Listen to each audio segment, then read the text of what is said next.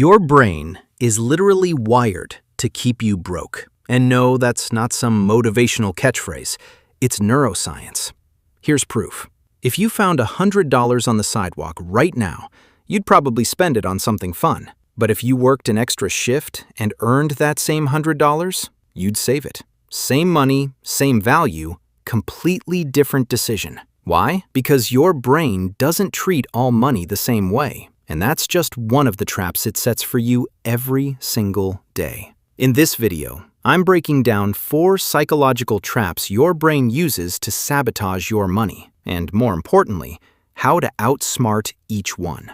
By the end, you'll understand exactly why you keep making money decisions that don't make sense. So, trap number 1, mental accounting. Here's how it works. Your brain sorts money into different mental buckets, even when it's all worth the exact same thing. Tax refund? That goes in the treat yourself bucket. Salary? That's serious money. Birthday cash from grandma? Obviously, that's fun money. But here's the thing. A dollar is a dollar is a dollar. It doesn't matter where it came from. Your brain just feels like it does. Think of it like this. Imagine you're at a restaurant and you get a $50 gift card. You order the steak, the appetizer, maybe even dessert. Because hey, it's free money, right? But if you had to pay $50 in cash for that same meal, you'd probably just get a burger and call it a night. Same restaurant, same food, same $50. Your brain just played a trick on you. So how do you fix it? Simple.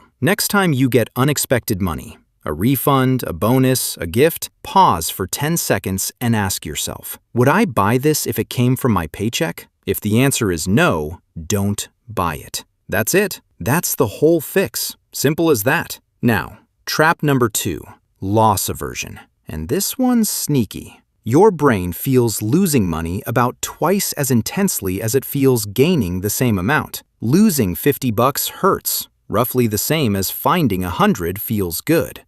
That's not a personality flaw. It's literally how your brain is wired. Thousands of years ago, losing your food meant starving. Gaining extra food just meant a nicer Tuesday. But in modern life, this gets expensive. It's why you hold on to a bad investment instead of cutting your losses.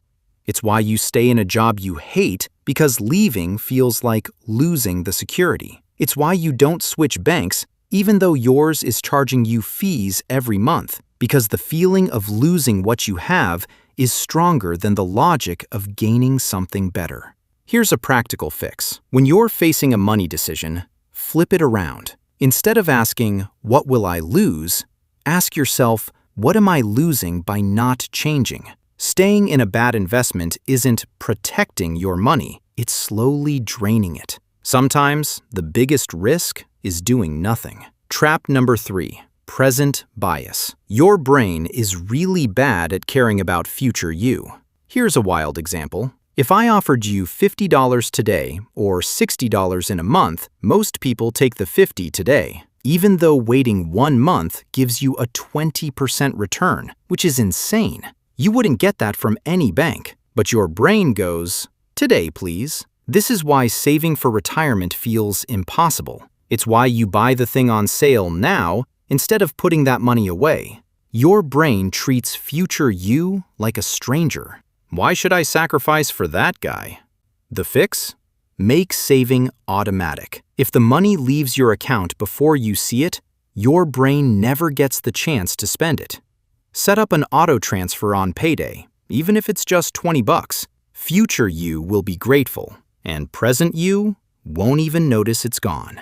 Last one, the hedonic treadmill. And honestly, this might be the most important one. You know that feeling when you really want something? A new phone, a new car, a new apartment? You think, once I get that, I'll be happy. So you get it. And for about 2 weeks, you are. Then it just becomes normal, and you start wanting the next thing. That's the hedonic treadmill. You keep running, but the finish line keeps moving. Every raise just becomes the new baseline.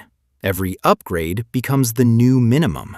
Here's how to break this cycle in a real life. Instead of chasing the next thing, spend money on experiences instead of stuff. a trip with friends, a class that teaches you something, a meal with someone you care about. Studies show the happiness from experiences lasts way longer than the happiness from things, because experiences don't become your new normal.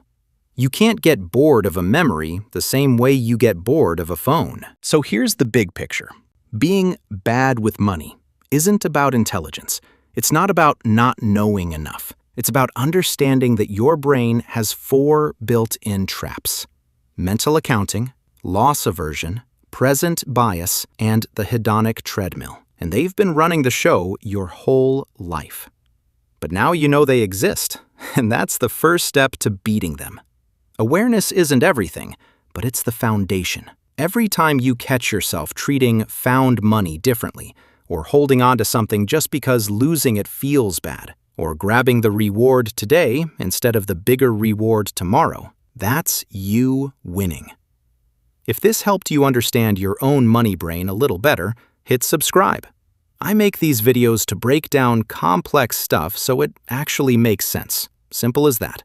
And if you want more, I've got a whole playlist on money and how to understand it better. Check it out.